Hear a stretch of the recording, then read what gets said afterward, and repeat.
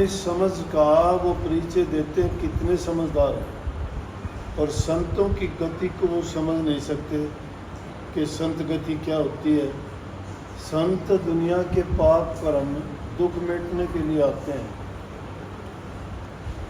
वो अपने कर्म भी जो प्रारब्ध कर्म होता है पूरे करें, और दुनियादारी के जिनके जमानत लेते हैं उनके भी कर्म में लेने पड़े।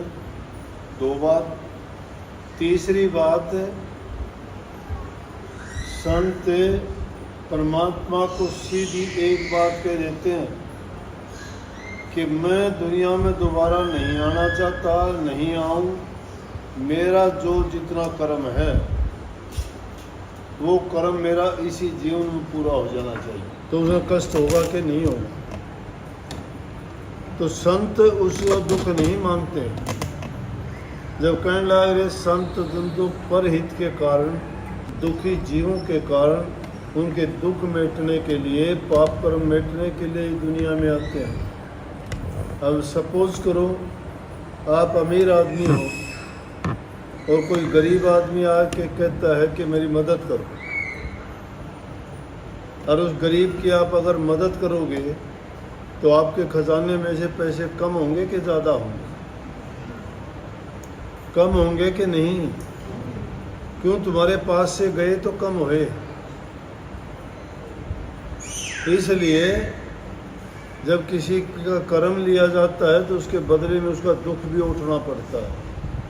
और कई बार तो संतों को ऐसे ऐसे दुख उठने पड़ते हैं कि उनके कारण अपने प्राण तक छोड़ने पड़ जाते हैं। संत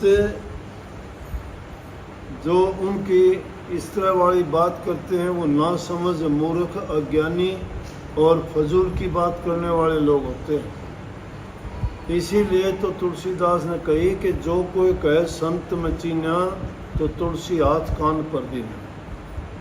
कि कोई अगर कह दे मैंने संत को जान लिया तो कान पर हाथ लगा के कहता अरे मूर्ख, इसे यह बात तो सुननी ही नहीं चाहिए, संत को कौन जान सकता है। संत की गति गोई दादू जानन कोई। दादू साहब कहते संत की गति, संत की सोच, संत का कर्म, संत का जो व्यवहार होता है वो गुप्त होता है। गोई का मतलब गुप्त है, उसको कोई नहीं समझ सकता, उसको तो संत ही जानते हैं। अगर इन चीज़ों को दुख और कष्ट मानते तो दूसरों के कष्ट और दुख लेते ही नहीं। सवाल हो जाता है इसमें, तो संत अगर दुख लेते ही हैं दूसरों के दुख क्यों लें उनको जब पता है। लेकिन वो आए किस काम के लिए हैं दुनिया में?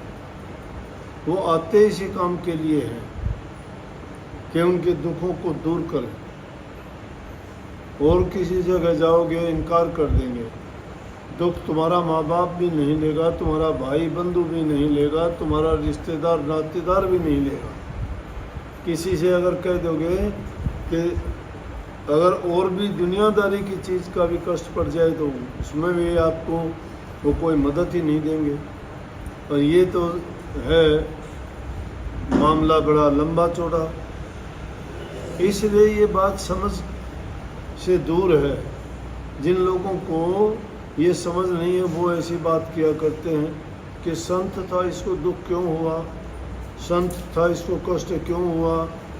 अरे कष्ट और दुख तो संतों को ही होते हैं, दुनियादारी के लोगों को क्यों होंगे? वो तो अपना सिर्फ मतलब की बात जानते हैं, मतलब की बात करते हैं। तो इन बातों से भाई कोई कुछ मिलना नहीं, इनमें पढ़ना नहीं। कर्म आदमी अपना अच्छा बनाओ, अच्छा सुधारो।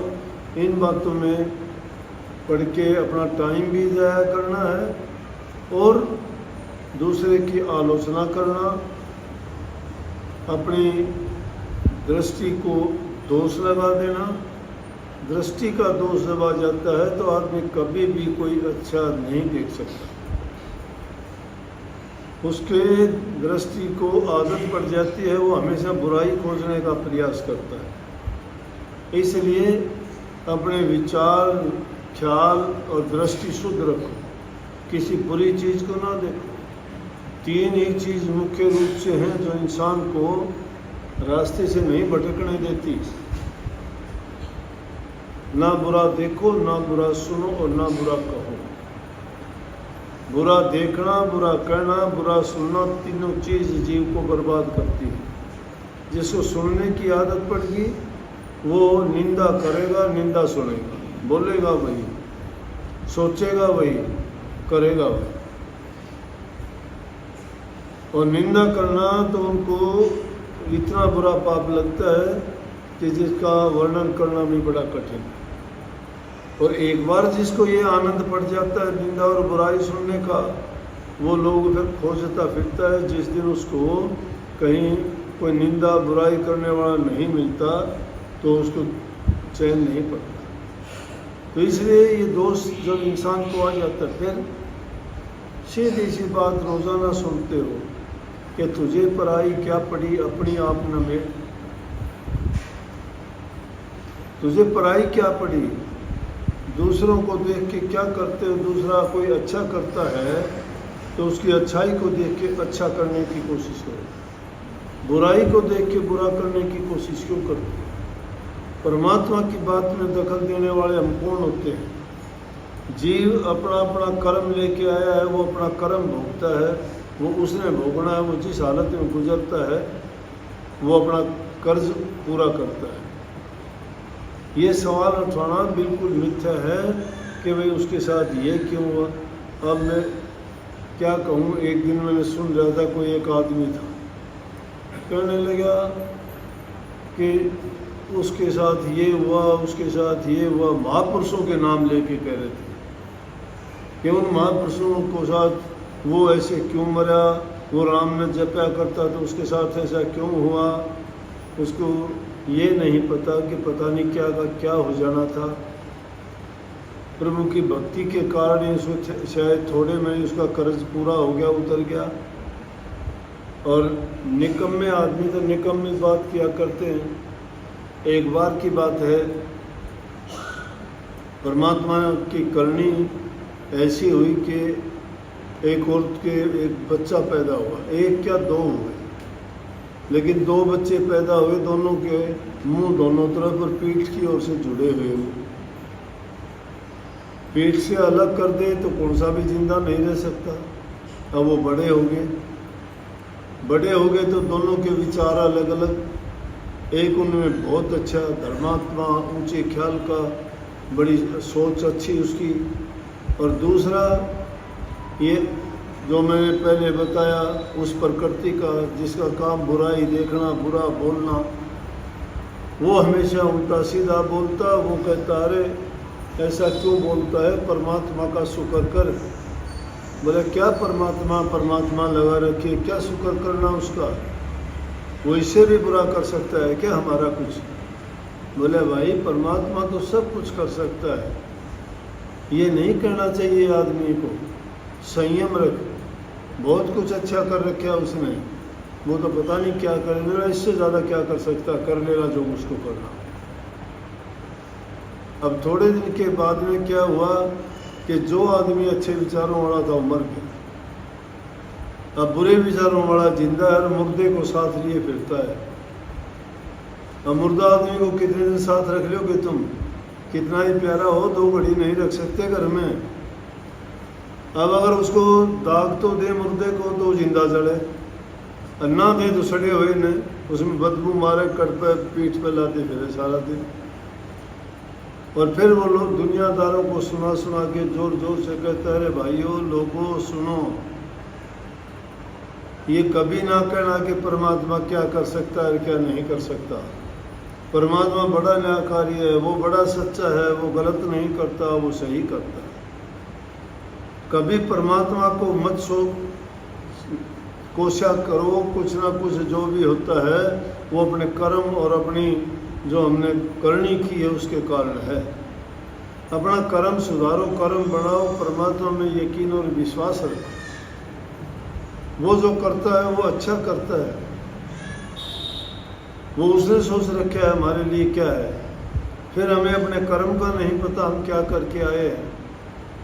अगर ये पता होता तो हम चुपचाप बैठ जाते कि बहुत गंदा कर्म किया था जिसके कारण हमारे ये सज़ा हुई है।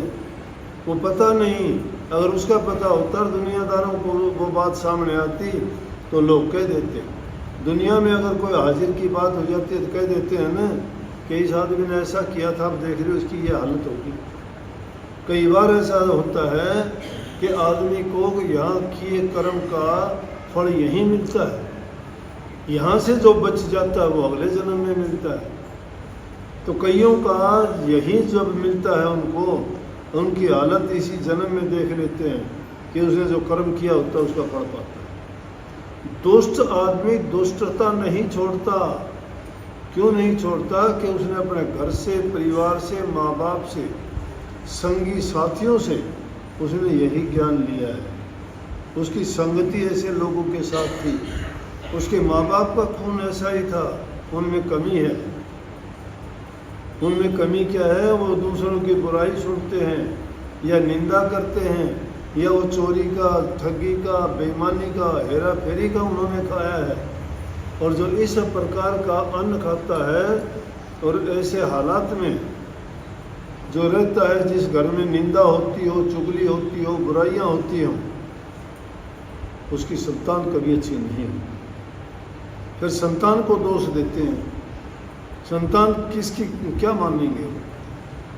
दुष्ट आदमी तो हम हो गए कि हमने उनको गलत चीज़ दी, गलत शिक्षा दी, गलत वातावरण दिया, उसको अच्छे गुण नहीं दे पाए, अच्छे संस्कार नहीं दे पाए। जिसने अपने बच्चों को अच्छे संस्कार दे दिए वो बच्चा ज़िंदगी में कहीं बिगड़ता नहीं, वो तो महान बनता है। वो तो महान बनता है। और ऐसी रूहें तो परमात्मा के हुक्म से आती हैं, जिनको रोकने के दुनियादार कोशिश करते हैं, लेकिन वो अपना रास्ता खुद बनाते हैं। दुनियादारों को उस सूरज की भांति प्रकाश देते हैं, ज्ञान देते हैं, चंद्रमा की भांति शीतलता देते हैं, समुद्र की भांति उनमें धैर्य और सहन शक्ति होती है, पृथ्वी की तरह से उनकी महानता होती है। ये गुण कहाँ से लेते हैं वो? ये गुण उनको परिवार से मिलते हैं। जिनका परिवार में ये चीज़ें नहीं हैं वो सब कुछ बर्बाद है। लूट खसूट का जो खाते हैं, धोखा कपट का जो खाते हैं, वो कभी अच्छे नहीं ले सकते। फिर बचने का कोशिश करते हैं। कुछ लोग इस तरह का करते हैं, उसमें से वो कुछ दान पुण्य कर देते हैं।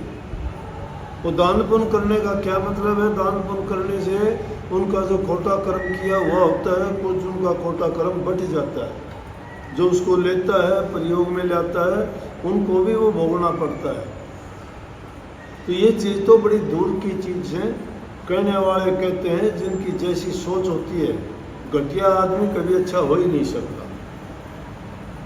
और नेक इंसान होगा वो बुरा नहीं हो सकता कभी भी, चाहे उसके ऊपर कैसा वक्त आ जाए, गरीबी आ जाए, दुख आ जाए, मुसीबतें आ जाएं, चाहे उसके पास खाने को कुछ ना बचे, शरीर में उसके रोग हो जाए, तकलीफ हो जाए, फिर भी वो बुरा नहीं करेगा किसी का। ना वो कभी किसी को बुरा कहेगा। वो अपने आप को ही कहेगा, भाई मेरा कर्म ऐसा था, मैंने कोई कर्म किया होगा इसलिए मुझे ये सज़ा मिली। वो समझता है इस बात को।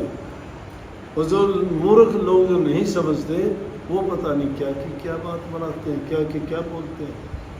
उनको पता नहीं है कि तुम्हारा हसर क्या होगा, तुम्हारा क्या परिणाम होगा। दुनिया में आए हो तो उस शक्ति को मानो कि जिसके कारण हम जिंदा हैं, बोलते हैं, चलते हैं, फिरते हैं, देखते हैं, सारे काम करते हैं। कितना अच्छा शरीर दिया, कितने अच्छे अंग दिए, क्या क्या इंसान करता है, लेकिन उसे बनाने वाले का शुक्र नहीं करते। जिन लोगों को तकलीफ होती है, दर्द होता है, पीड़ा होती है, उनसे पूछ के देखो कि कितना उनको दर्द है। जिसकी आंख नहीं उससे पूछ के देखो कि आंख ना होने का दुख कितना है। जिसकी टांग नहीं उनसे पूछ के देखो कि उनको कितनी पीड़ा है। बस इसको सारी चीज़ मिली हुई है, सारी चीज़ इसको मिली है। वो परमात्मा से उत्पात करता है, वही उल्टा सीधा बोलता है, वो परमात्मा को ही नहीं मानता। कोई किसी का कर्म और भाग्य जब बनता है, जब इंसान नेक कर्म करे, और नेकी के रास्ते पर चले। कैसी भी मुसीबत आए कभी भी इस चीज़ को ना भूलो, हमेशा उस मालिक की मेहर, उसका शुक्र करते रहो, शुक्राना करो कि मालिक तुमने अच्छे दिन दिए, अच्छा तंदुरुस्त शरीर दिया, अच्छा परिवार दिया, अच्छे माँ बाप दिए, अच्छी संतान दी, तेरा लाख लाख शुक्र है। तेरे कारण 2 रोटी मुझे मिलती है, ज़िंदगी आराम से शांति से गुजरती है, आपकी कृपा है। ये शुक्राना करोगे, ये भक्ति है। तुम भक्ति किस बात की करोगे? नाम भक्ति का लेते हो, जाते गुरु के पास हो, मंदिरों में पूजा करते हो, गुरुद्वारों में जूती उठाते हो, चर्च में जाके मत्थे रगड़ते हो, घंटियां बजाते हो, आरतियां उतारते हो, यज्ञ हवन पूजा पाठ करते हो, और कर्म नहीं सुधारते। कर्म फिर भी वही रखते हो। अरे कर्म सुधार लो ना, माँ बाप की पूजा कर लो, घरों में प्यार प्रेम शांति से रहो, अगर कुछ दान पुण्य करते हो, भूखे गरीब जरूरतमंद की सहायता करो, ये यज्ञ है, ये पूजा पाठ है, ये तुम्हारा असली भक्ति है। वो तो करते भी नहीं हो। ये जिसके पास नहीं है, मैं कहता हूँ मिथ्या है, कुछ भी नहीं है। परमात्मा तो उसके दिल में बसता है जो नेक काम करता है, जिसके अंदर ये गुण है। और जो धोखा छल कपट बेईमानियों से भरा है, जिसके दिल में निंदा है, वो इंसान किस काम का है? कौन सी भक्ति करता है? किस गुरु से ज्ञान मिलता है उसको? ऐसा कौन सा गुरु है जो उनको सिखाता है कि तुम ये कर? वो गुरु नहीं है, फिर तो गुरु है। गुरु गधे को कहते हैं, गुरु ज्ञान देने वाले को कहते हैं, सुधारने वाले को कहते हैं, रास्ता दिखाने वाले को कहते हैं, बुराइयों से छुटाने वाले को गुरु कहते हैं, उसके अज्ञान और अंधकार और भ्रमों को निकालने वाले को गुरु कहते हैं, आडंबर और पाखंड मिटाने वाले को गुरु कहते हैं। गुरु है ही नहीं। गुरु अगर हो और उनके शिष्य अगर हो तो बिगड़ेंगे क्या वो? लेकिन दुनिया में हवा चलती है, उस हवा का रुख देख के लोग वैसे ही हो जाते हैं। कोई शराब पीने में बर्बाद होता है, कोई और दूसरे नशों में बर्बाद होता है, कोई भाई का गला काटता है, कोई माँ बाप को घर से निकालता है, कोई पत्नी को धक्के दे के निकाल देता है, किसी की स्त्री घर छोड़ के चली जाती है। क्या हाल है समाज का? क्यों हो गया ये धोखाधड़ी, छल कपट बेईमानी की कमाई से हो गया। अच्छे संस्कार ना मिलने के कारण हो गया। परवाह नहीं है तुम्हें अपनी औलाद की। तुम सोचते नहीं तुम्हारी औलाद कहाँ है, क्या करती है। अपनी औलाद को छोड़ दिया, कहीं भी जाओ, कहीं भी करो, किसी से बैठो, किसी से बात करो, तुम्हें क्यों बताएंगे वो क्या करते हैं? सोचते हो कि वो सही है? अगर वो बच्चे ही सही होते हैं तो फिर उनको समझाने की कहने की जरूरत क्या थी?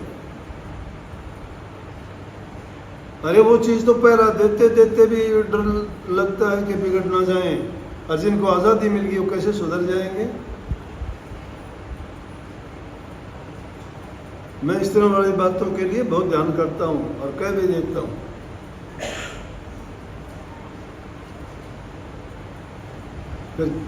जिनको अच्छी लगती है वो करते हैं। उनके माँ बाप भी कहते हैं कि हमारे बच्चों को क्यों बदनाम करते हो, क्यों कहते हैं? उनके माँ बाप कहते हैं कि क्यों बदनाम करते हो? वो टाइम नहीं है कि तुम बच्चों के रिश्ते तुम्हारे नाई पंडित करके आ जाएंगे। अब लड़के और लड़कियां अपना रिश्ता खुद करके तुम्हें बताएंगे मैंने ये रिश्ता कर लिया, और रोने लग रही 2-3 दिन। वो बच्चे आके तुम्हें बताते हैं कि उससे शादी कर ली, माँ बाप रोते हैं और मजबूर होकर तुम्हें करना पड़ता है। समझौता करते हो तुम, वो नहीं करते। गलत कहता हूँ क्या? बुरी लगती होंगी ये बात, बुरी लगती होंगी ये बात, लेकिन ये सच्चाई है समाज की। ये हालत गुजरते हैं। तो ये जब बच्चों को अच्छी शिक्षा नहीं मिलती और ज़रूरत से ज़्यादा जब उनको आज़ादी मिलती है, ट्रकों में एक चीज़ लिखी हो जाए, मैं बहुत चलता देख लिया, मेरा सावधानी हटी और दुर्घटना घटी। तो भाई ये बात बहुत सावधानी बरतने की है। परंतु किसी ने कह देने तो न्यू कह दे तो बैकवर्ड है बेरा से मैं तो फॉरवर्ड हो रहे हैं, बालक फॉरवर्ड हो रहे हैं, उनके लिए छूट से। या जो बैकवर्ड हो मान लियो मेरी बात है। फॉरवर्ड का जिक्र को नहीं, वो तो फॉरवर्ड होती है। फॉरवर्ड बने आगे बढ़ गए भाई, हम कहने पड़े सो ऐसा फॉरवर्ड होने की जरूरत को नहीं। अच्छे बनो, नेक इंसान बनो, अच्छे गुण अपनाओ, चरित्रवान बनो। सबको आशीर्वाद।